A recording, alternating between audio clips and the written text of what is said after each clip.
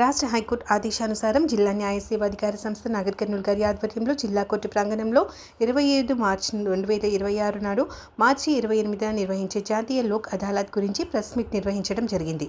ఇట్టి కార్యక్రమానికి ముఖ్య అతిథిగా D Ramakant, principal district and sessions judge మరియు chairman district legal services authority మాట్లాడుతూ ఈ నెల 28వ తేదీన నాగర్ కర్నూలు జిల్లాలోని అన్ని కోర్టు ప్రాంగణాల్లో జాతీయ లోక్ అదాలత్ నిర్వహించబడుతుంది అని అన్నారు. ఈ లోక్ అదాలత్లో భూతఘాత కేసులు, రాజీ చేసుకోదగిన క్రిమినల్ కేసులు, చెక్ బౌన్స్ కేసులు, కుటుంబ కేసులు, మోటార్ వాహనాల యాక్సిడెంట్ కేసులు, బ్యాంకు కేసులు తదితర పెండింగ్ కేసులను పరిష్కరించుకోవచ్చు అని అన్నారు. రాజీ మార్గమే రాజమార్గం అని అన్నారు.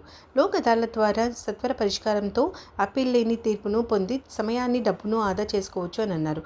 లోక్ అదాలత్ కేసులు పరిష్కరించుకోవడం ద్వారా ఇరు వర్గాలు సుఖ సంతోషాలతో జీవించవచ్చు అని అన్నారు. ఈ సందర్భంగా లోక్ అదాలత్ పోస్టల్ జిల్లా జడ్జి ఆవిష్కరించారు. ఈ సందర్భంగా శ్రీమతి నసీం సుల్తానా సెషన్స్ జడ్జ్ ఫోక్స్ కోర్ట్ మాట్లాడుతూ కక్షిదారులు పగలు ప్రతీకారాలు పెంచుకోకుండా ఇరు వర్గాలు రాజీ చేసుకోవడం వలన మానవ సంబంధాలు బలపడతాయని అన్నారు. సంవత్సరాల తరబడి కోర్టుల చుట్టూ తిరుగుతూ లోక్ అదాలత్ అనేది కేసులు త్వరగా పరిష్కరించుకోవడానికి గొప్ప అవకాశం అని అన్నారు. మనము ఈ జాతీయ లోక్ అదాలత్ నాగర్ కర్నూలు జిల్లాలో చేసుకోవడం జరుగుతుంది.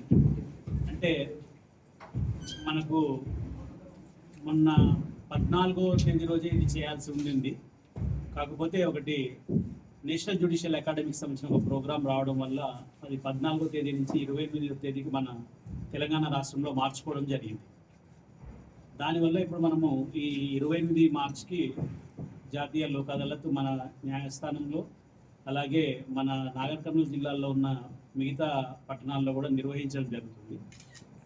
దీంట్లో ముఖ్యంగా ఏంటంటే రాజీ చేసుకోదగ్గ సివిల్, క్రిమినల్ కేసులు, బ్యాంకు కేసులు ఏవైనా ఉంటే అవి, ప్రీ లిటిగేషన్ కేసులు, ట్రాఫిక్ కేసులు, ఎక్సైజ్ కేసులు, ఇవన్నీ పరిష్కరించుకునే అవకాశం ఉందండి.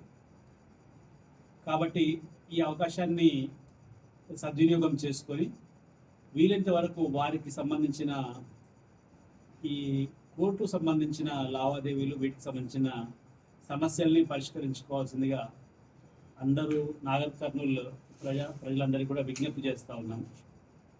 మీరే కాకుండా మీకు తెలిసిన వారికి ఎవరికైనా కూడా ఎటువంటి ఈ న్యాయ సంబంధమైన ఇబ్బందులు ఉన్నట్లయితే వారికి కూడా మీరు ఈ విషయం తెలియజేసి వారిని కూడా ఈ అవకాశము వినియోగించుకునేటట్టుగా ప్రోత్సహించండి. ఎందుకంటే మనము ఈ రాజీ మార్గంలో ఏదైతే కేసులు